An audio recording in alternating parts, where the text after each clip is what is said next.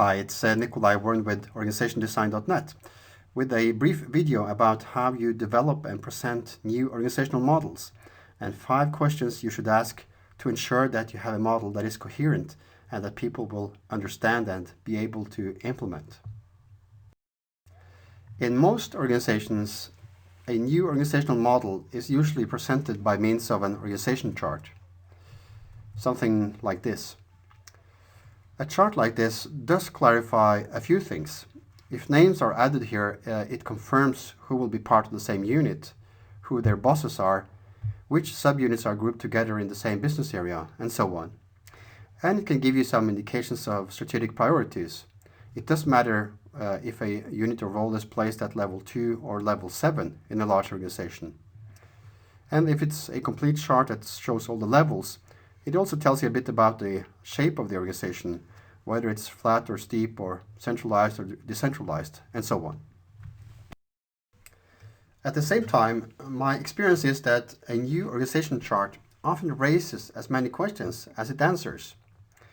Yes, the chart clarifies who will be part of the same unit, but people may still ask, for example, who they actually will be working with in the new organization. And typically, the organization chart does not show the real governance model.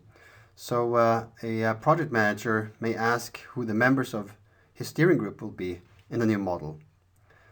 Another employee may wonder about how resources will be allocated and who will fund her activities in the new organization. In a complex organization, it may take months to clarify these kinds of implications of a new structure if you haven't thought about them before you present the chart.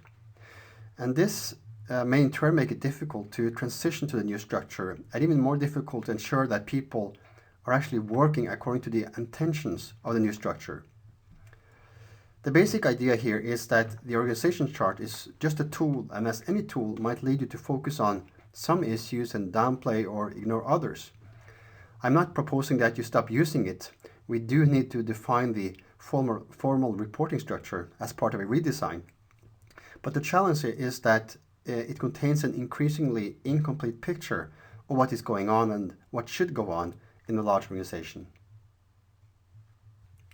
Let me try to explain this in a bit more detail.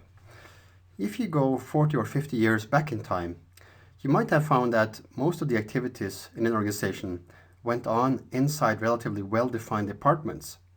So people would tell you that they reported to their department manager, received resources from the same department, that they were assigned tasks by their managers, and delivered outputs to other people inside the same unit. And perhaps even that their social network primarily consisted of people from this unit.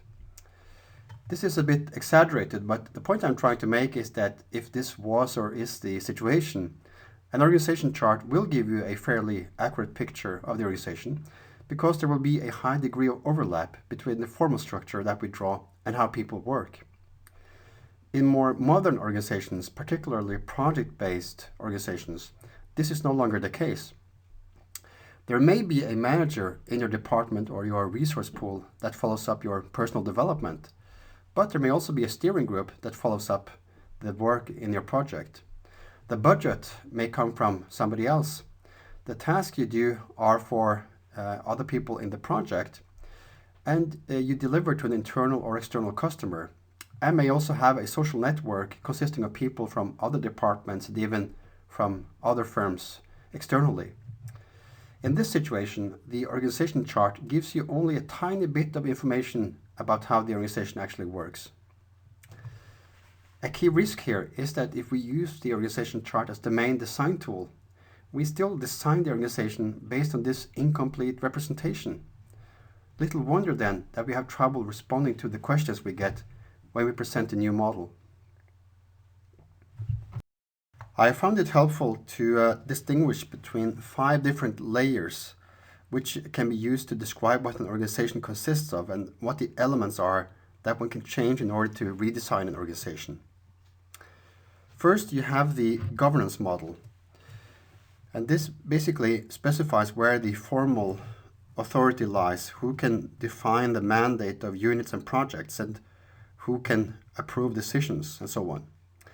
This authority usually lies with the boss in a superior position to the role or unit in question, so it largely corresponds to the organization chart, but it can also include other decision bodies, steering groups, management teams, boards, and so on, that are typically not included on the chart.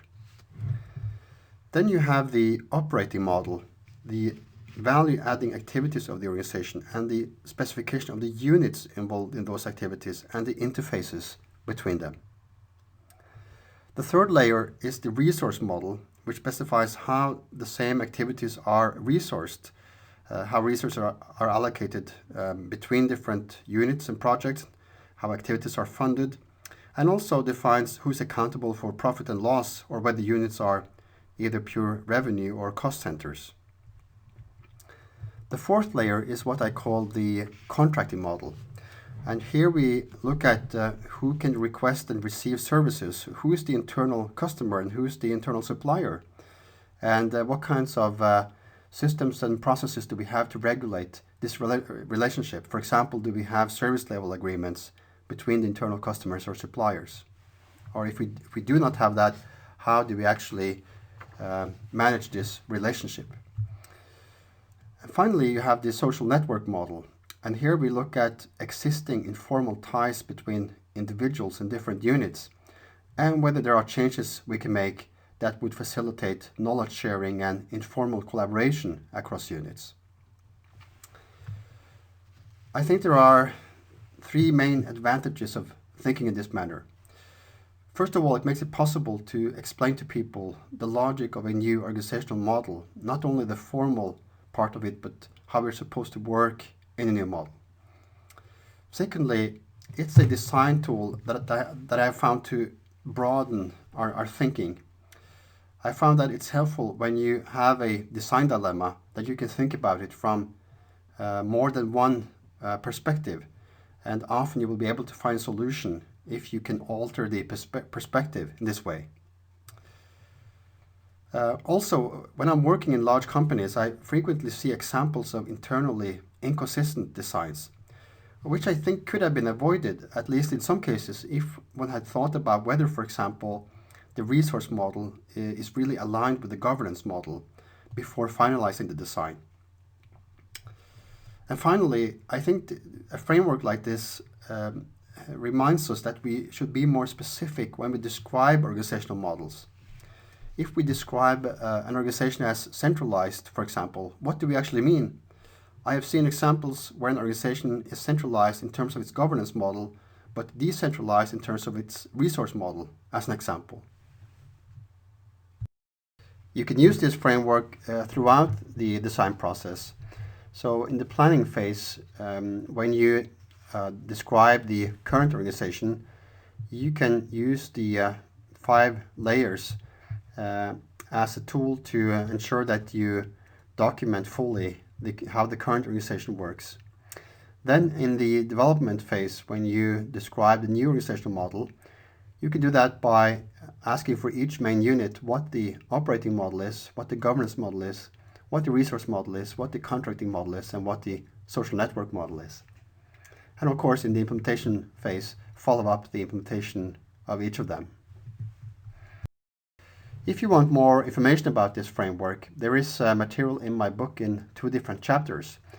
In the first chapter, there is a description of the 5 layers on page 24 and 25. In chapter 7, there are some questions you can use to document the current organization according to this framework, and also a mapping tool you can use to visually map interdependencies between different units according to the framework. I hope this has been useful. Let me know if you have any questions or comments. Cheers.